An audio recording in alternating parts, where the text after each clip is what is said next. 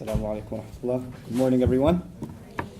So, alhamdulillah, wa salatu wa salam ala rasulillah wa ala alihi wa sahbihi ajma'in. All praise and gratitude belongs to Allah. And we send praise and peace upon His messenger and his noble companions. I'd like to start today by just giving you some introductory comments so that the groundwork for today's conversation is laid. By profession, as was mentioned, I am a teacher, and I consider the primary difference between a teacher and a speaker the following. A teacher likes to engage in conversation, while a speaker may be very professional at putting people to sleep. So I'm going to try to act like a teacher today. In other words, I'm going to try to spark as much conversation as possible. There are quite a few ideas I do want to share with all of you today, and maybe perhaps present a perspective that you may not have heard before. And that's really going to be the core of my attempt. Stuff that you could have read in a textbook or Googled and things like that, I'll probably go through it kind of quickly. And things that I think are unique perspectives that you might not get a chance to hear unless you come to a place like this, those are the things I'm going to try to highlight more so. Okay. Now, you may have questions, and I'm sure you do, that have nothing to do with what I talk about, and that's absolutely fine. And you may have already come here with a bunch of questions of your own. And I do encourage those kinds of questions, but I'd like to keep at least this conversation focused to what I'm sort of dictating. And in our breaks, in our breakout sessions, and especially the dedicated QA session, feel free to ask whatever you like. I don't claim to have the answer to any of your questions. What I can say is, hopefully I do have I can point you in the right direction for some of them, and perhaps if I can answer them, I will myself. Okay, so that's basically a little bit of an introductory orientation. Now let's talk about what my subject matter today is going to be. Basically, in this hour or less in this conversation, I have to share with you what Islam is about, and how to think about Islam. And what I'd ask all of you to do is to put your preconceived notions, and all of us have them, about everything, aside. Just pretend that you're like it was attempted that we're on a flight or something. Where you're sitting on a plane, next to you this guy, and you look at his like Abe Lincoln beard and you say, hey, so what's that about? And it's not Halloween, so is that real? And then you say, and I say, okay, well, I'm Muslim. What's that? Never heard of it. Apparently you don't have CNN, but still. So we're having that kind of a conversation. Let me just tell you some stuff about Islam, okay? And if somebody wants to know about Islam, the first thing they want to know about, or they should know about from a Muslim perspective, what's the priority? Well, what's our faith? And our faith starts with faith in God. So I'll talk a little bit about faith in God himself and what Muslims believe about God. The term God, the closest thing to it in the Arabic language is the word ilah. That's a sacred term. It's used in the declaration of Muslim faith.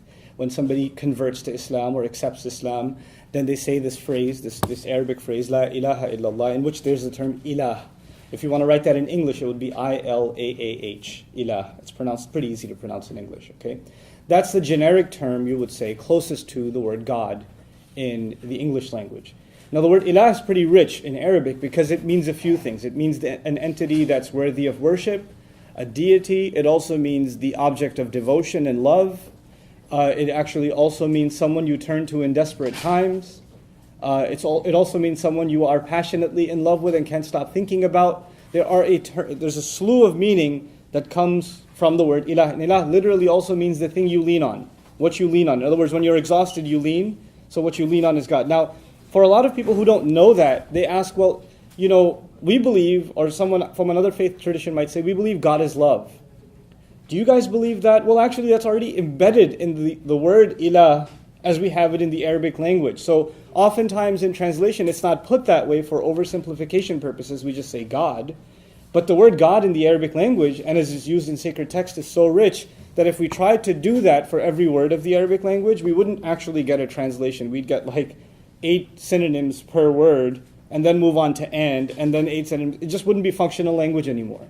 So that sort of thing can only come out in discussion and conversation, not really in translation. So we call him Allah. His name is Allah. That would be spelled in English A-L-L-A-H, an emphasis on the L, okay, Allah. And we don't consider, there's difference of opinion among our scholars about what the word means. Some say it's the original name of God, true to God in all previous scripture as well. Interestingly enough, the Arab Christian tradition, which predates the Muslim tradition of Arabia, has been using the word Allah for God much before Muslims have. So, for example, to this day you will find, for example, Christians in Egypt, you'll find Christians in Lebanon, Palestine, other places, and their biblical tradition is actually pretty old. As a matter of fact, our Prophet even met Christians in the city of Najran at one point, and had interchange with them and discussions with them. And actually, they as well use the word Allah for God. So it's actually an ancient term for God across cultures. It's not even something limited to Islam. That's the first, or one of the things I wanted to highlight when we talk about the word Allah. Now, what do we believe about this Allah? First of all, we believe that He's one, He's unique, He can't be compared to anything, that there can't be any imagery or something that kind of limits the imagination to what He might look like or what He might be like. We also believe that He has perfect attributes. In other words, if He hears, His hearing is perfect, it's limitless, it's infinite, and it has no beginning and no end. His vision is the same, His wisdom is the same, His knowledge is the same, His power is the same, His mercy is the same, His love is the same. So we attribute three things to every quality of God. So I'd like to highlight those three things so everybody's clear about them. The first of them is that they have no beginning and no end. That God's, like my hearing has a beginning and an end, but God's doesn't. Allah's doesn't. It has no beginning and no end. The second of them is that it's infinite. That mine, for instance, if someone's talking on the other side of this wall, I can't hear, but God's is infinite. It's not. Allah's is infinite. It's unlimited. And the third is that my hearing or my seeing or any of my attributes, for that matter, are granted. In other words, I don't own my hearing. It was given to me. It was a gift granted. My seeing was a gift granted. But His is His own originally. In other words, all other things are granted their qualities from Him. They are a grant from Him, but His are actually originally His own. So just to see if you're still awake out there somewhere in the wilderness, what are those three things that make God's qualities unique? No beginning, no end. Good, that's one. I'll wait. I'll make this awkward. I love making things awkward. That's what I do. Huh? It's infinite. It's infinite, sure. Third? Yep, originally His own.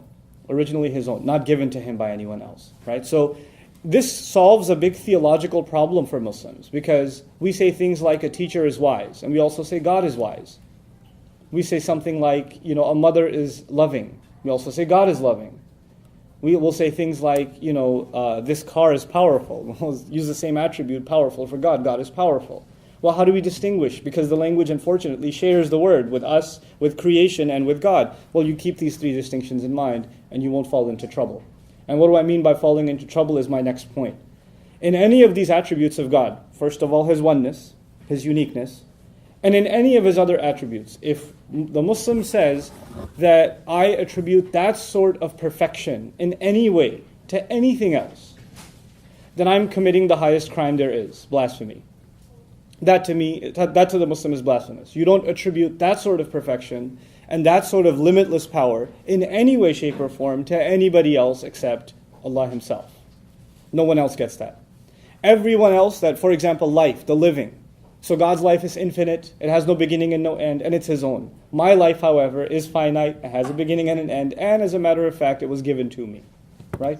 So if I attribute eternal life to someone else, that has no beginning and no end, or something like that, then I've considered the act of blasphemy. Now, we don't use the word blasphemy in Muslim tradition much. Even Muslims from different cultures use the same Arabic word. And that's another tangential point, but only 18% of Muslims on the planet are Arabs. 82% or more, roughly, are non-Arabs. So this is a religion that spans Europe, Southeast Asia, the Africas. Obviously, there's a significant population in the West, here in the United States, also Australia. There's about 1 million Muslims in Australia. It's a global phenomenon. And it's not even an ethnic phenomenon. It's not limited to one ethnicity. And for many, many, many centuries, well over a millennium, the majority has been non-Arab.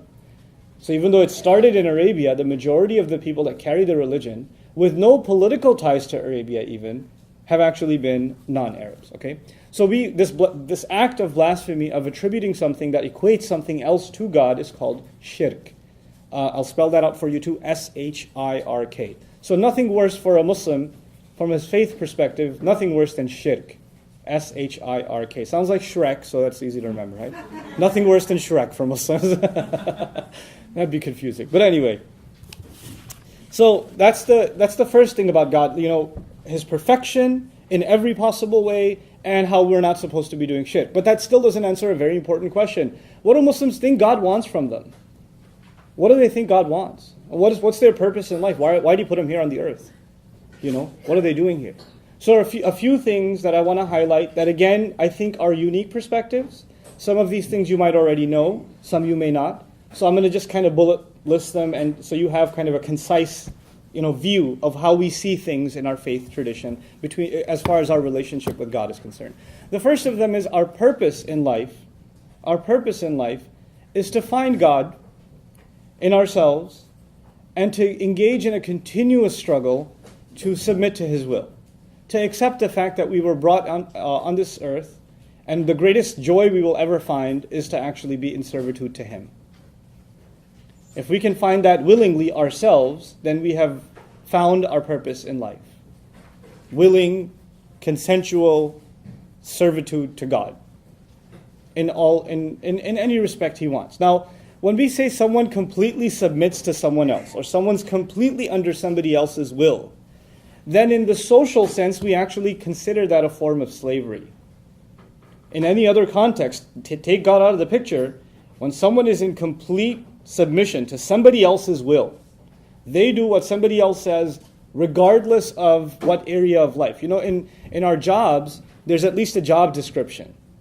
Right? So if you're an accountant, sorry to pick on accountants, then you're only working a certain number of hours, and you're not going to be asked to mop the floor unless the economy is really bad. You're going to be, there's a particular set of things you're supposed to do. Beyond that, if you're told to do them, you say, that's not my job. I'm just an accountant, right? But when you're in absolute submission to another entity's will, in other words, you're in slavery, well, a slave owner can turn to the slave and say what?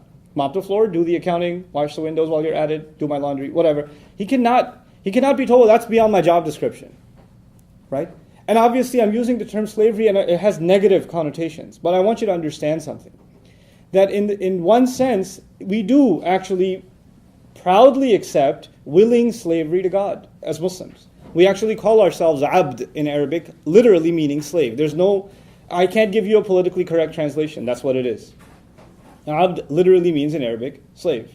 And that is actually the call of God to us, accept yourselves as slaves of mine. Now the difference though is slavery, let's just compare slavery in every other context and slavery in the Muslim context to God. Slavery is willing or unwilling. Does someone enter into slavery willingly or unwillingly?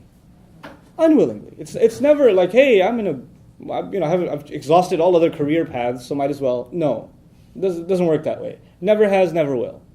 Islam, our slavery to God is already unique because He's saying, فَمَنْ شَاءَ فَلْيُؤْمِنْ وَمَنْ شَاءَ فَلْيَكْفُرْ. By the way, whenever I quote something in Arabic, I'll translate immediately. Whoever wants, they can come and believe. Whoever wants, they can walk away. It's your choice. So it's already different because it's willing. Second, a slave would have to be a slave in every matter of life. Right? Everything he does is up to the master's whim.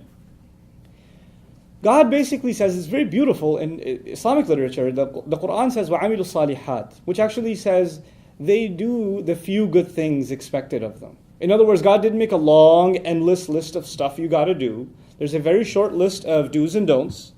Take care of this and you live your life. Take care of this and everything else, you do however you do it. And even those few things, they're actually very, very few. There are very, very few restrictions, and there are very, very few obligations. You meet those, and you're in the clear. Other than that, enjoy life. Do whatever else you want. And even in those few restrictions, what God continuously explains is He only put them there because not putting them there will put you in harm's way. Our scholars traditionally explain God's restrictions like medication for a sick child. Which child? I have 6 kids myself. Yeah, seriously, 6. What child ever likes to take medication? I mean, honestly.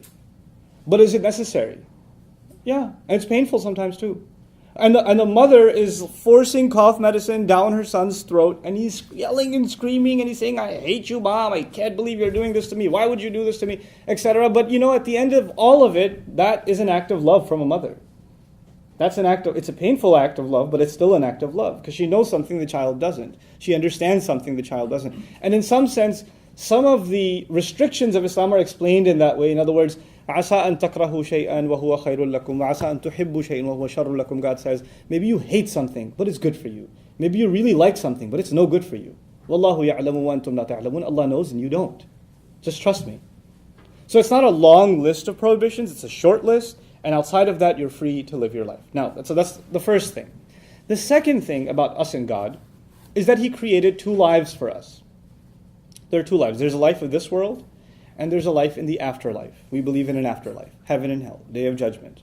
All of our deeds will be presented before God, and people are going to be begging for God's forgiveness. And nobody's actually making it to heaven in Muslim creed unless through God's love and forgiveness. Our deeds alone aren't enough. That's unanimous Muslim creed. Nobody disagrees with this point. The Prophet was explicit in saying this. In other words, we can do all the good we want in the world, it's still not enough. It's going to have to be God's mercy and love at the end that saves us. It's always been this way. This is not a new idea I'm presenting to you. But regardless, there are two lives. One that we live here and one that we live there. What's important to note in Islamic tradition is that God expects us to beautify and build both homes. He expects us, now this is unique, you might not have heard this before. God actually expects us to build both homes. As a matter of fact, yesterday's Friday sermon that I had to do in Plano, I was explaining one single verse of the Quran in which the terminology uses وَاسْتَعْمَرَكُمْ فِيهَا. He wanted you to build on the earth. He wanted you to build. And isti'mar is used in Arabic when you build something that lasts a long time, and while you're building it, you don't end up destroying other things. In other words, you build what we would call in the modern sense sustainable societies, eco-friendly societies, societies in which the few that are building major corporations and cities are not doing so at the expense of others that are being economically manipulated, right? So the idea of building something that anybody can benefit from, right? And so God goes out of His way in the Quran on countless occasions. It's really hard to put a count on this, to describe how beautiful the earth is, to describe how gorgeous mountains are, what a joy rivers are, what a great thing even, the desert Arabs didn't have a lot of that stuff. So he'd even talk about camels and how awesome they are. And the stars, because they really didn't have much else to look at, right? So at least the stars are pretty cool. So you talk about the stars. Even you can find beauty too. Even you can find beauty, And so you talk about these things to let us know that the life of this world, worldly existence, is not a curse. We're not damned here. We're blessed here. We're blessed here. Just stay away from these few restrictions, abide by these few regulations, and this world is beautiful. And your job is to make it beautiful and build it. And now, of course, when you build something, when you ask your child, I ask my child, hey, build me a castle. He says, buy me the Legos first. You can't build something until you have the ingredients, right? So he says, وَجَعَلَ فِيهَا أَقْوَاتَهَا in the Quran. He put in the earth all of its inherent powers. In other words, all you will need to make this world a beautiful place for yourself and others has been put in this earth. And human civilization has been here for quite a long time, and we've had resources enough for everybody. Now, it may not seem that way because of the varying economic situations of many countries, right? And economies, and the first world, second world, and third world, and all of that, right?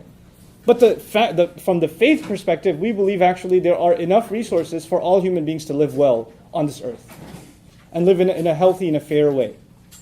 Okay, so that's our faith perspective on life in this world. You don't choose the next life for this life. You don't abandon the concern for the next life for this life either. You balance both of them. In other words, we live a spiritual existence while being involved, greatly in this world at the same time. So there's nothing materialistic for a Muslim in, for example, running a multi-million-dollar business. There's nothing wrong with that. However, there is something wrong if that's his goal. So that's the other subtle point. So you can engage in this world, but it can't be your goal. Your goal is higher. Your goal is to do something that benefits others. And your goal is, if you really want to build a home, your goal is to build your real home in heaven. And so all that you do here is only a means to get there. Okay, so do a good job and enjoy it while you're doing it here, but make sure you're building your next life. And what's the easiest way to build your next life? This is another important Islamic concept. It's the concept of what's called sadaqah jariyah, continuous charity. Now what does that mean, continuous charity? It actually means if I leave a good legacy behind, I'm only going to live so many years. I don't know how long I'm going to live. If I can do some acts of good that actually live longer than I do. For instance, I go to a desperate location where education, for example, is a desperate need, and there aren't any resources. And I help set up a school. let's just say hypothetically speaking. I help set up a school. And the school takes off, and now children are getting a good education, and they're building a better and better society for their for the next generation. And this school takes off, and it goes on. It's now 200 years old. I left the world a long time ago, but every student who graduates from that school and does something good in life, I have a share in. I get commission out of that. That's called continuous charity. The Muslims are supposed to build their afterlife not just through good works of their own, but to to invest in opportunities of continual good. And that's how we see preparing for ourselves for the next life. Like my motivation to teach, for instance, I was not originally a teacher. I wasn't even a public speaker. I was a nervous wreck when I had to speak in front of people. But this last month I had to give a sermon in front of 15,000 people in Malaysia. That was pretty nerve-wracking. But I've pushed myself in this direction, and my teachers did also. And one of the most motivating instructions or teachings from our religion that pushed me in this direction was a saying of our Prophet, in which he said, sallallahu alaihi wasallam, خَيْرُكُمْ مَنْ تَعَلَّمَ الْقُرْآنَ وَعَلَّمَهُ. The best of you are the ones who learn the Qur'an and teach it. The best people are the ones who learn this book of inspiration and give this inspiration to others so they can do awesome stuff. That's what I've been doing for the last, 12, 15 years. I lost count. That's what I've been doing. I also feel in our next session, not this session, but our next session, I'm going to talk to you about how I believe the Qur'an, one of the most popular books on the planet, like it or not, most popular book on the planet, most well-read by many statisticians, and if not the top, then up there, even if you disagree with the statistics, is actually one of the most misunderstood texts in world history. One of the most misunderstood and underestimated, overlooked, by Muslims and non-Muslims. And I'm going to highlight some of that stuff to you in our next session. Like what do I mean the Quran gets overlooked? Or some things in it just people don't even know what's there. Right? So we'll talk about that in the next session. Anyway, coming back to God's expectations from us. The first one was just a few restrictions. Don't do blasphemy. That's one expectation from God, right? The second one is build a good home here so you can build a good home there. And how do you build a good home here? By making sure you do things that benefit not just yourself but others. This is a fundamental concept in Islam. As a matter of fact, there's really beautiful tradition in our history where we believe that there are sayings of the Prophet about the end of times and when there's going to be great war and catastrophe. The biblical version of that is the Armageddon and all of that sort of thing, right? So major catastrophic events happening in the world. And the Prophet said when the Antichrist shows up, and we believe in the Antichrist too, when he shows up and one of you is busy planting a seed. Now, the companions of the Prophet are sitting there listening, the Antichrist has just shown up. The devil manifest. It's come out. Great war is coming. And you were just busy in your backyard doing what? Planting a seed. What should you do? Drop it and run? He goes, no, finish planting the seed. He said, finish planting the seed. Now, what does he mean by that? He means don't be overwhelmed by world events. Things are looking pretty bad in the news, and they're going to look worse and worse and worse. And you're going to think, what is my insignificant good deed going to matter? Who's going to benefit from that? Don't underestimate the power of good. Just do it. And you may not even live to see that tree. You may not even live to see it. But the fact that one day that tree might grow, and somebody might sit in its shade. Somebody else might eat from its fruit. Somebody else might take from that fruit and take one of its seed and plant another tree somewhere else. You don't know how this will benefit others and therefore yourself in the afterlife. So don't underestimate it. Right? So we value all good things and we don't get overwhelmed by the negative forces around us. The negative forces in the media around us. For a lot of Muslims, they get overwhelmed. Muslims are getting bashed in the media all the time. I'll give you a crazy perspective. So I went to Qatar in the Gulf states. Some of you might know where that is. So I went to Qatar recently and I was talking to Qatar TV. And they have this weird impression of what life must be like for Muslims in America. Because the only thing they have in the news from America about Islam is, let's burn a Quran, or, somebody flushed it down a toilet, or, Guantanamo Bay, or whatever. They have these weird, that's all they have. They have no other image of what Muslims are like in America. So I'm sitting with this anchor, a TV anchor, who's a British man himself, and he's like, so, life for you lot. You've got concentration camps, do you? I was like, what? What are you talking about? It must be really hard being Muslim in America. I was like, I live in Texas. It was just like, they let you? I had a great kick out of that. You know what's crazy? To them, I'm actually an ambassador of the United States. I have to tell them what life is like in America. Go figure. I have to tell them, no, it's great here. What are you kidding me? We have some of the best mosques and some of the most flourishing Islamic communities and youth groups and educational programs and good relations with churches in our neighborhood. And we got a lot of good stuff going on. But don't they hate you? It's like, some people might, but they don't really show up much. You know, people are curious. People want to know. People would like to hear. And I respect those of you that came here. I don't think it's easy. If I only knew about Islam from listening to the radio, if I only knew about, oh my God, if I knew there was a mosque in my neighborhood, I'd move. That's terrifying. So the fact that you're here to me is an act of bravery, honestly. But at the same time, I think there needs to be more acts of bravery. Oh, it's okay, baby. Okay, it happens. I'll wait, it's too distracting. It's okay. So what I was going to say, I stop and give kind of moms their due because my kids do that all the time in the middle of my speeches. So it's all good. What was I talking about though? God, I forgot. Bravery. Bravery. I learned something and I recently started traveling, like internationally. I've been traveling across the U.S. for a long time. But one of the things that I've learned, and it's been a real life lesson, and it sounds cliche, but it's a true life lesson. It's so easy to dehumanize people and to simplify what they are all about without ever talking to them. It's so easy. For God's sake, you could just say, all of them are like, and you can fill in the blanks yourself. They all must be like, and fill in the blanks yourself. Because you and I haven't actually made, in my opinion, enough of an effort to actually make connections, to make real connections, to talk, and to talk in a civil way.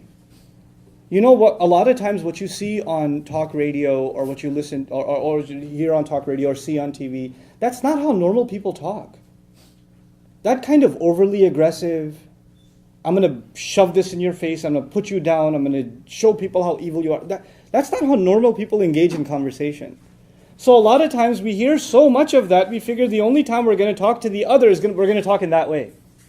Right? That's not healthy. It's not normal. We want to be able to have normal conversations. And we should be able to have perfectly fine disagreements. I'll tell you a really cool story from last week. A person I don't know came to me from McKinney. You guys know where McKinney is? It's almost Mexico. No, I'm kidding. But he came from McKinney, drove all the way from McKinney to my office in Irving, wanted to see me. He says, I've seen your YouTube videos. I wanted to talk to you. Sat me down. We're sitting down talking. He goes, well, I became Muslim about 10 years ago. And that's around the same time that my wife, who was Muslim, converted to Christianity. We hadn't met each other yet. So they met each other in college. And they got married. And around 5 months after, he became a Muslim from Christianity, and she became a Christian from Islam. And they got married. Okay? And they have, 3 kids, and they're living together, and he's very devout in his Islam, and she's very devout in her Christianity. Her dad went on to become a pastor, and her brother's becoming one too, and they're very devout in their Christianity. And they talk about their faith all the time, but they never fight. They talk about their faith all the time, and their disagreements. But they never fight. And he, as a matter of fact, for the last 10 years has been going to church with her. He doesn't join the worship service, the prayer service. He'll listen to the sermon every single week. Everybody at the church knows the guy. Everybody. And I hear that and I say, man, people need to know about people like you. Because we think that these conversations in a civil way, in a friendly way, can't exist, much less to imagine that they exist in a civil way inside one loving household. That's crazy. That's unheard of to me, but it's happening. There are real people that are having those conversations. So if that can happen inside one family without conflict, it can certainly happen in our communities, right? Now coming back to Islam itself, sorry, perspective, I figure Drop it on you guys. That's a really old iPhone ringtone, by the way. It's really time to update that. That's when the first one came out. Seriously? Okay. Anyway. So this world is, I mentioned already, this world is not a punishment. It's a place to live a wonderful life, right? وَجَعَلْنَا لَكُمْ فِيهَا مَعَايِشْ. The Quran says we put means in here for you to live well. I already mentioned that to you.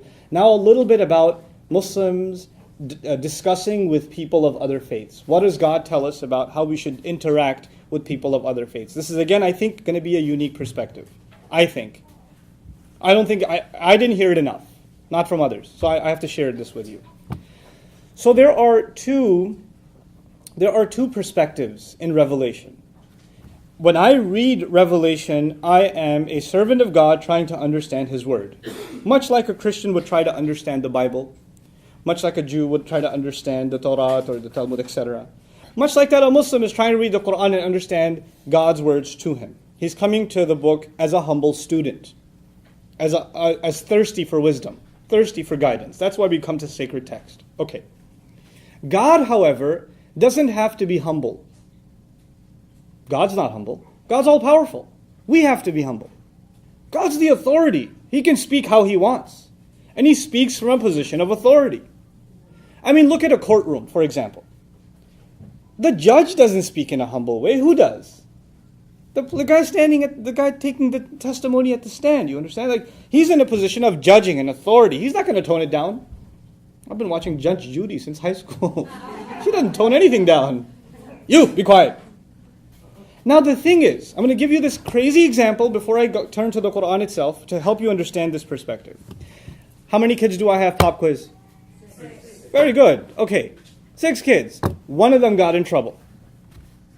And I say, come here, young lady. How come you didn't show me your report card? What's that about? How come your teacher had to call me and tell me? How come I'm talking to her? And she's standing there. I'm so sorry. And then my other daughter walks in and goes, yeah.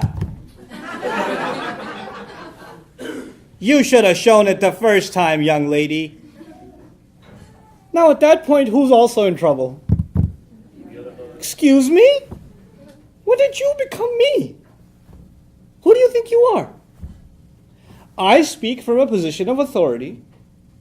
And just because she agrees with me or she's my daughter, we have a relationship, does not grant her the same what? Authority. It doesn't. Revelation speaks from authority. The reader of Revelation is not granted that authority. You understand? Now let's talk about an example. God in the Quran finds, for instance, and I'm not going to wash it down for you, I'm just going to tell you like it is. God in the Quran, for instance, teaches Muslims that attributing a son to God it angers Him. It's beneath Him. That having a child is a quality of creation, and those who say it are engaged in blasphemy. Oh my God, if I tell that to a Christian friend. It's in the Quran. I can even cite the verses for you, chapter 19, read the ending. Have fun. Now here's the thing. Here's a story from the prophetic times. Just to put things in perspective. A group of Christians heard that a man in Arabia is claiming to be a prophet. Claims that the angel Gabriel came and gave him revelation. And it confirms previous scripture that was given to Moses and Jesus. And talks about all previous prophets that of notice. And especially Arab prophets that aren't even mentioned in the Bible. And says that it's a confirmation of all previous scripture, and he's claiming that this revelation, for all those who have previous scripture, will find confirmation of their truth in it. So they say, let's check it out. So a group of learned Christians from a place called Najran in Arabia traveled to Medina, where the Prophet was, to meet with him and say, what are you talking about? We're Christians. We believe in revelation. What is this thing you call revelation? Let us see. Now, they didn't have hotels back then. Those are some really squeaky chairs. Hold on, let the squeaks end and then I'll talk. Because this is a fun story, I don't want you to be distracted. Okay. So these Christians came and they want to engage the Prophet and his claims in dialogue. They didn't have hotels back then. Guess where they stayed for the few weeks that they were in Medina? In the mosque. They were kept in the mosque. They were guests of the mosque. And they were to pray because these are obviously people of religion, people of faith, so on a daily basis they are going to engage in their Christian acts of worship. Guess where they prayed? In the mosque. By the Prophet's dictate. And guess who they prayed to? Jesus. Openly, out loud. The companions of the Prophet hearing Jesus being prayed to where? Inside the mosque. Inside the mosque. And the revelation itself says that when anyone says, Ar-Rahman, the most loving, merciful, took a son, the heavens shake. That's how offensive God describes it in the Quran. But that's God's perspective. And the Prophet and the companions are just human beings. His wrath cannot turn into what? Our wrath. We still have to deal with our neighbor with love. And what they believe that's between them and God, not between them and us. We don't. So God can pass judgments, and He has the power to. He passes judgments in all revelation. Sure. You can disagree with those judgments, and they may be up to discussion. But the fact that we don't have the authority to take that rage and convert it into ours, that's important. Because that to us is blasphemy. Because now you're saying, I share in God's control, in God's authority. Unfortunately, there are people who read God's word in other religions too. And they don't understand this very important point. They start drawing from the authority of God and start exacting that authority for themselves. It's a very tragic thing. And it leads to a lot of hateful speech. All right. We'll do. So, when we study the Quran, we study it from the perspective of humble students, was my next point. We understand the Quran from the perspective of humble students, not from a position of judging others. That's up to him. Let his revelation judge, between you and him, you work that out. That's not my domain. That's not what I'm there for. Does Islam preach respect for other faiths? A funeral service was passing by and the Prophet was sitting. It was a Jewish girl who died. He stood up. When he stood up, the companion said, why are you standing? It's a Jewish girl. And he said, is she not a human? And he was teaching them. Is she not a child of Adam? And he stood up. And he made them stand. Out of respect. The religion it teaches respect for others. It even teaches respect for people who act ignorantly. Who act or say hateful things. A man shows up to the prophetic mosque. The Prophet's mosque now is one of the most grand structures and most revered, sacred sites for Muslims in the world. At the time the Prophet was still there, a man walks into the mosque, goes in a corner and starts urinating. In his presence. The companions get up and are about to tackle this guy, and he says, wait, let him finish. And the guy finishes, and he's walking away. And he pulled him to the side and said, my dear brother, this place is sacred, we pray here. It would be wise to not do such a thing here in the future, if you could. Nothing else. The guy became Muslim. Because there's a way to deal with others. Now, why am I sharing these stories with you? Because we're living in times of very low tolerance. We're living in times of very, very low tolerance. The first thing needed, when you want to understand someone else, is you have to humanize them. You have to see them as a decent person. You have to see them as a fellow, not just a fellow human being, in our case, even fellow citizens. People that have the same concerns. People that want the best for their neighborhood, their city, even their country. If you don't see them that way, there's no point in conversation, because the preconceived notions can override any hopes of civil conversation. They override them. They undo them. And so these are a few things that I thought were priority in highlighting in our conversation today. Of course, Muslims pray 5 times a day. We fast in the month of Ramadan. We have this really, really cool ritual called the Hajj. I'd love to tell you all about it. It's the commemoration, it's the celebration of the legacy of Abraham and his sacrifice. Right? Those of you that come from Judeo-Christian backgrounds believe in Abraham and his sacrifice, of the many sacrifices he made for the sake of God. We have this yearly worldwide convention that celebrates his sacrifices. It's called Hajj. We go and we sacrifice animals in the millions and give them in charity in Mecca. We actually go around, if you've seen pictures of Mecca, that house we believe was built by Abraham. The animals we sacrifice are actually a commemoration of the alternate sacrifice he made. We give the animals in charity. And then on top of that, we pass by these 3 places and we pebble. There are 3 monuments, we pebble them. They're considered pebbling the devil. It actually commemorates that when he was taking his son for the sacrifice, the devil came to him 3 times and tried to stop him. And symbolically, he threw pebbles at the devil to shoo it away, because he was going to make a sacrifice for the sake of God. And that's a part of our ritual at Hajj, at that pilgrimage. So actually, Abraham is a really heavy figure in Islamic discourse. We consider ourselves a very Abrahamic faith. Abraham is a very, very, very big deal. And Muhammad himself, may peace and blessings of Allah be upon him, is a descendant of Abraham from the line of Ishmael, which is another fun conversation. But anyway. But as I leave you, because in the next session I'm going to talk to you guys about the Quran, and now I'll just take open questions from you guys. As I leave you, I just want to say one more thing. Most people don't know. The most talked about person in the Quran is Moses. Moses is a really big deal to us. He's a really big deal to us. And, by the way,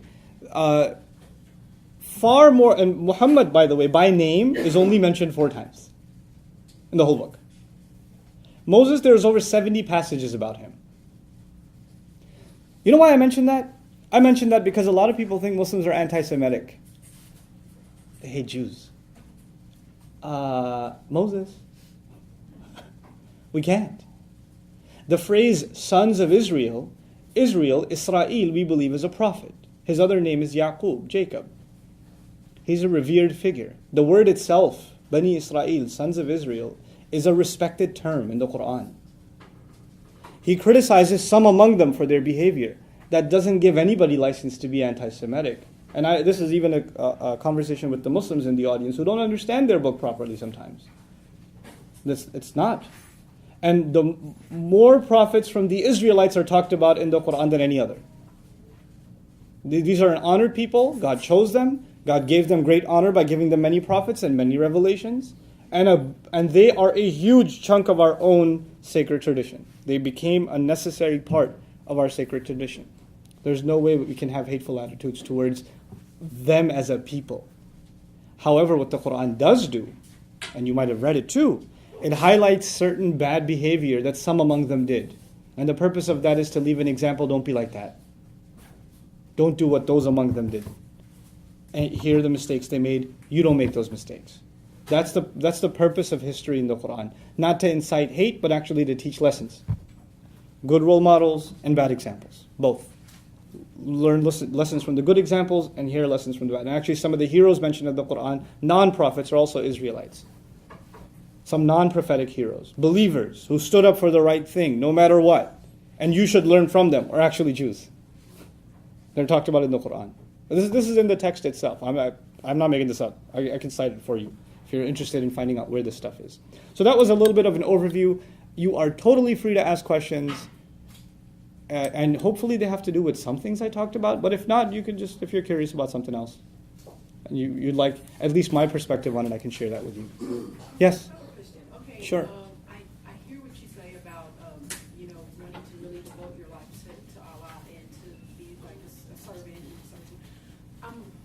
My question, which has always been a question I had regarding Christianity too, is it almost makes God or Allah sound like a person that you have to serve. I'm trying to understand what is that purpose. I understand the good and you wanting to build your life and make, to do other people and build something that lasts and all that stuff. And I do understand that. Mm-hmm. But I don't understand it from the perspective that God or Allah expects that of you, and what is that? Why is it that they sound like a human being wanting something? Great question. So her question wasn't very loud, so I'll repeat it. But, when we talk about the expectations God has of us, it almost makes him sound like a human being having expectations. And a lot of the attributes we describe of him, like love and, mercy and things like that, they seem like human attributes. And there are reasons for that. The first reason for that is actually that human qualities of love, mercy, pursuit of knowledge, wisdom, justice, all of these things are actually inherent qualities in us that reflect what God gave us of him. Because he put of his special the special thing, He created the ruh, which is in English translated the soul, into us. Now, and it resonates with us. Now, we don't believe that God is a human or human-like, but we do believe in a personal God. In other words, a God that speaks to us, a God that loves, a God that wants, a God that even hates. He hates certain things. You know, the Prophet would tell us He likes 3 things, He hates 3 things. God hates 3 things. Like, just hearing something and passing it on without verifying, He hates that, for instance, right? So there is that personal relationship. It's not a philosophical entity of some kind of divine being or unique, powerful being that's machine-like or, apersonal. It is a personal God that, in fact, we believe in. And that personhood of God, where He, directly communicates with us and expresses His expectations to us, and even I consider His love to us through His word, it just pours out of the text. It pours out of when He speaks to us directly. And that in the Quran session, I'll share some of that stuff with you. And I think that'll become clearer. Sure? Me? Yeah, you and then you. Yeah. Okay. I want to read, I'll stand up. especially for the word tolerance. And Sure. This is a question to consult because I come from a Catholic background. Okay. As a former Catholic, we know that there is a world authority that is called the Pope. Sure. My question, and I will explain why I have a question, is if the Muslim world has a worldwide leader. And the question is because of, when you mentioned the word tolerance, that yes, there is a lot of a lack of tolerance toward Islam. When I hear the news and when I read the news and I hear, in this case, Muslim people behaving a certain way in some countries in Africa, behaving in a certain way in sometimes in the Middle East, and acting intolerant with other people from the same country who have different faiths. I mean, who is leading them? You know what I mean? It's not, of course, it's not a situation, a problem. It's a situation that happened before in the Christian world, especially in the Middle Ages. Right. Intolerance towards other groups of people. Sure. My question is, why is this happening? Well, I think the postmodern context is a very difficult context for, not just for religious groups, but for countries and nations. The world is recalibrated, right? And what religion meant 100 years ago is not what it means now. And the way that religious communities are organized, it actually also has a lot to do with the kind of stability a country enjoys or doesn't enjoy. So for instance, you'll find at certain points there are massive riots in the Muslim world over some religious issue, right? And there are violence breaking out, cars being flipped over and burned, and all kinds of crazy stuff happening. And at the same time, you'll find some other countries, Muslim countries, where none of that's happening, and they're also very conservative, religious Muslim countries. And if you look at the differences between them, it's pretty interesting. It actually is directly correspondent to the number of educational institutions, infrastructure, transparency of government, et cetera, et cetera. So for example, when riots were happening in, over this YouTube video thing, if you remember maybe almost a year ago now, right? Riots were happening in Libya, in Pakistan, and Bangladesh, all over the world, right? Turkey was calm, and Malaysia was calm, Indonesia was okay, there's no big deal, nothing. Why? Because, and they're also very Islamic governments. They're very religious countries. But I think a lot of the chaotic situation actually has to do with a lack of education overall, not just religious, but lack of education, lack of economic opportunity, lack of infrastructure, corrupt government institutions from the bottom up. So from the village, you have the village leader who sucks up all the money, and the farmers are starving. And then from there on, in the city governments and other, it builds. And that kind of frustration, it's like people are ready to explode. You just need to give them a very small reason. And it goes on fire. And this is really, and it's continuously happening, right? It's continuously happening for this reason. Like the Arab Spring, there's a lot of talk about the Arab Spring, right? And what it means and how it's going on. Look, the undercurrents of the Arab Spring are not religious. The undercurrents of the Arab Spring are, you have dictatorial governments that have been economically suffocating their people for a long, long, long time. And things like freedom of speech, freedom of the press has been suffocated for a long, long time. There's only so much before it boils over. There's only so much. In the Quran we learn, interestingly, that the Pharaoh, who enslaved who? You guys should know this. The Pharaoh enslaved who? Hebrews. The Hebrews. The Pharaoh in the Quran actually is deep inside afraid of the Hebrews. And we're like, what? He's enslaved them, he's got them on lockdown, he can slaughter them when he wants. But he's afraid of an uprising. He's afraid of an uprising. The people you oppress the most are the people you're scared of the most, actually. Right? So that's on the political front, but that does make for some pretty interesting conversation. I'll take a written question, and then I'll take your question, sir. So there was a question.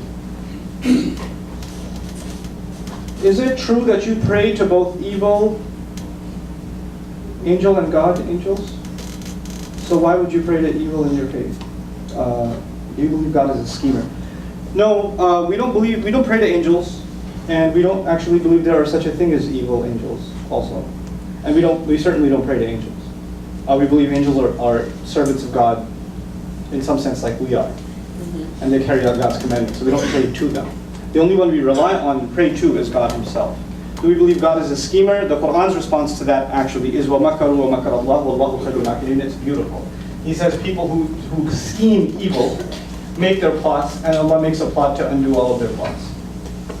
So we learn in the Quran on multiple occasions that God does extensively and secretly plan against enemies. That's only when they have an elaborate plan. You know, and then at the end of it he says, "Wallahu khairul makirin," and God is the best of all planners. At one time, Jews, Christians, and Muslims lived in peace, harmony as readers from the book. When was this? What happened? Well, it wasn't that long ago. I mean, I had one of my teachers is Palestinian. He comes back and forth from to the U.S. He teaches a little bit and he goes back. He's about 60 years old. So he was living in Jerusalem pre-occupation. So before the Israeli occupation, he was living there. And his neighbors were Jewish and Christian. And they got together for tea every morning. Then the bell rang for the church. And then the Christian friend would go pray there. And the Jewish friend would go to the synagogue and pray. And he'd go to the mosque and they'd come back and play chess together. And this was the life. I mean, can you imagine? This seems like some hypothetical, crazy fantasy world where Muslims, Jews, and Christians were hanging out with each other in the Arab world. Are you insane? Yeah, this was actually happening 60 years ago. This was our world. This is not some ancient times that are long gone. And if it happened then, it can happen now. It can. It's just we think these things have become so difficult, and I honestly think it's a direct result of alienation. People don't actually talk to each other. People don't talk to each other. You'd be surprised how many barriers that breaks. Anyway, so yeah, what happened was stuff. How do Muslims or Islam view homosexuality? It's a good question. Why do you pray 5 times per day? Shouldn't people pray simultaneously? I'll address both of these, okay? So why do we pray 5 times a day? We actually pray at least 5 times a day, and we pray spontaneously all the time. That hopefully answers that question. So you got to meet a minimum requirement. Okay? You meet a minimum requirement, you show up, and you report back to God after a few hours and say, hey, Lord, I did this. And you recite his revelation, stand in front of him, drop everything else, refuel like a car, then go back out there. Then engage the world, and a few hours later come back, talk to him again, drop everything else, refuel, go do it again. So that's 5 times a day. And we do, as a matter of fact, pray spontaneously all the time. All the time. And on top of the spontaneous prayers, we have even situational prayers. A prayer to enter the mosque, to leave the mosque. A prayer to go into the bathroom to seek refuge from filth. A prayer when you leave the bathroom, to thank God for leaving your body of what would have been harmful to it. Just, we utter words, special words for occasions, just to remind ourselves. They're prophetic prayers for beginning your food and finishing your food, putting clothes on, buying new clothes, entering into a store, walking out of a store, going to work, getting in your car, getting out of your car. They keep coming. So many questions. Okay. So what was the other thing? Homosexuality. Islam gave us the right, Muslims the right, to judge behavior, but not people. Who gets to judge people? Allah does. That's it. Done deal. He says, our revelation believes homosexuality, the act itself, the final act itself is wrong. The tendency itself, the Quran is silent on. It didn't give a position on, well, if somebody has those feelings, and somebody has that thought, and they're fighting that urge, etc., then actually, historically in Islam, there have been counseling even 1,000 years ago. There were people who reported to have those feelings, and they were given the counsel to fight their urges, but not engage in the act itself. The act itself is considered evil, and it's considered the same as fornication, an act outside of marriage. So Islam has a pretty strong stance on that too. That is not to say that if somebody, a homosexual sitting in the audience, that I'm going to judge them. I don't have any license to. I have no such license. And that's really that line that so many people fail to draw. So many people fail to draw. Look, and there are things Islam says, many Muslims, for example, in the United States aren't very practicing. Right? They don't really practice a lot of the regulations I talked about. The few of them, they don't practice them. But that doesn't change the fact that those are the regulations. So if I was asked to talk about Islamic regulations, I wouldn't say, well, maybe I shouldn't talk about this to a crowd that's not that practicing. They might find it offensive. No, you can do what you want. That's not my business. My business is to tell you what it says. You decide what you do with that. That's not me, But that is its stance. We do not condone the homosexual act itself, and it's talked about in the nation of Lot is mentioned in the Quran, and that discourse with the angels, that story. I think the biblical narrative is there too. That is in the Quran. Sure. Please provide citation of "Beautify This World" that you mentioned earlier, Surah number 7. Surah number 7, first 2 pages somewhere. I'm not digital. But I can pull it up for you if you come to me after the break. Could you elaborate on your understanding of evil? Where do you believe evil comes from, and what do you understand Satan to be? Satan is a jinn. There are 3 kinds of creatures that have choice. Human beings, angels, and jinn. Jinn, we believe, are made of smokeless fire. We believe that Satan was a jinn. The difference between angels and the rest is that angels obey God unconditionally. They are creatures of light, and they obey God unconditionally. Satan was originally a jinn who believed in God and worshipped him in our tradition, and worshipped him so much willingly that he was even given a rank above angels. So he commanded an army of angels, even though he himself wasn't one. Then finally, the fateful day comes. Adam's created, the soul is blown into him, the angels are commanded to prostrate. He refuses. And he refuses in our creed because kana min al-jinn, he was from among the jinn, not among the angels. And so he made the choice to disobey. Now he then, from then on, commands an army of 2. An army of jinns. Not all. Some jinns are Muslims. Some jinns accept the faith, because they are creatures of choice also. And an army of people who don't even know he's controlling them. So he's got 2 that work with him, that are both talked about in the Quran. We believe that about evil, it's not something that's talked about in the Quran as a separate entity. But we do say, وَالشَّرُّ لَيْسَ إِلَيْكَ. We don't attribute evil to God ever. In the next session, I'll talk to you about how the Quran talks about evil, and I think it will highlight our stance on evil a lot better. I talked about the little things as well. That's good. Is your God, Allah, considered a loving God? You can answer that for me? Can you answer that for me? Yeah. Why? Where do you get that from? Because from the word I gave you in your notes that one of you wrote down. What was that word? Ilah. Ilah. The word ilah, which is the Arabic word for God, actually includes obsessive love and the object of love, and love itself is included in the meaning. And that's not some meaning that you'll find in a modern dictionary. As a matter of fact, that's the classical Arabic meaning of the word. Aliha ila fulan, to be obsessively be in love with someone and to incline towards them.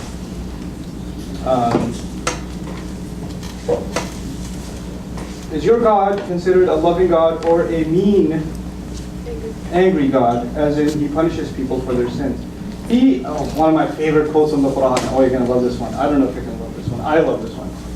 مَا يَفْعَلُ اللَّهُ بِعَذَابِكُمْ. He says, what's God going to get out of punishing you anyway? I love that one. Another place he says, إِلَّا مَنْ رَحِمَ رَبُّكَ وَلِذَلِكَ خَلَقَهُم. The ones, except, he's talking about, people that were, obsessively disobedient and rebellion against him. And he goes, that his justice might come to them, except the ones who he shows love and mercy to. وَلِذَلِكَ خَلَقَهُم means, and that is why he created them to begin with. In other words, he created them to show them love. The purpose of human beings, one of their purposes, on the one hand, turn to me in slavery, on the other, so I can show you love and mercy. It's the function. God is not out to destroy people, or to throw them in hell and fill hellfire with them. And this fire needs some fuel. It's not like that. One of the my favorite traditions of the Prophet. Oh, this one's awesome. We believe heaven has levels. 7 heavens. Okay, there are 7 levels of paradise, of heaven. So when people go to heaven, good people, economy class heaven. Then there's like deluxe, premium, and there's the elite, golden package, platinum, whatever. There's the 7th heaven, and the Prophet would describe the distance between the first and the 2nd heaven is like the distance between the earth and the stars. So they're far ways apart, right? And of course, you would imagine the highest kind of heaven would be for what kind of people? Like super awesome people. In other words, not myself. Like these must be some really, really good people that are up in where? The 7th heaven, the highest heaven there is. The Prophet tells us that God built a house in the 7th heaven for every human being on this earth. He built a house on the 7th heaven for every human being since Adam. Some people didn't want to go. Some people just refused. The house is way to go. You know what that tells you? What that tells you is God has an expectation that you'll make it. He's already signed you on, not signed you off. You know how some teachers write you off? Sometimes parents write their kids off. He's not written us off. You don't build a house for someone if you don't expect them to show up. He built it. It's waiting. It's waiting. So we don't even aspire for the lowest. We aspire for the highest. Yeah. So is there any concept of purgatory? No. But there's a temporary place on Judgment Day called Ashabul A'raf, the heights. It's called. The 7th chapter begins with that. It's a brief reference to that, which means on Judgment Day there are people whose deeds are weighed and their forgiveness and all of that, and some people end up exactly at middle. Just enough good, just enough bad, and the scales are even, and they're not flipping to either side. And they're on top of these heights, and they can see hell on the one side and heaven on the other. And then they pray to God, and then Allah, heaven. SubhanAllah. Yeah. Going back to the question that someone asked about with angels and archangels, you said, I don't quite know what you said that prompted me to think of it, but then you said you believe Satan is a jinn. That's right. He commands other jinns. Right. So angels are good beings of light that obey God's every command. That's right. Do you not believe, I guess you would say, like in demons, or are the jinns? The closest thing to demons would be jinns. So they're kind of like, would you believe, or would you say they're like bad, unseen things that can move in our lives? Sure. Sure. Jinns. Yeah. Okay, Sure. so We also believe that they don't have power over us. We believe they can take control. They can, but if we grant them that. Exactly. And we also believe that people who resort to like trinkets and like symbols and turn to other things for protection. Like people put some things around their neck, amulets, what that does is this is exactly what they want. They want you to look for protection in something other than the unseen God himself. That's what we believe. So it's when you seek his refuge, you're safe. When you start seeking refuge in anything else, any object, once I put this scarf on, I'll be okay, or once I pour this on myself, I'll be fine, etc., etc., then you've attributed protection to something other than God.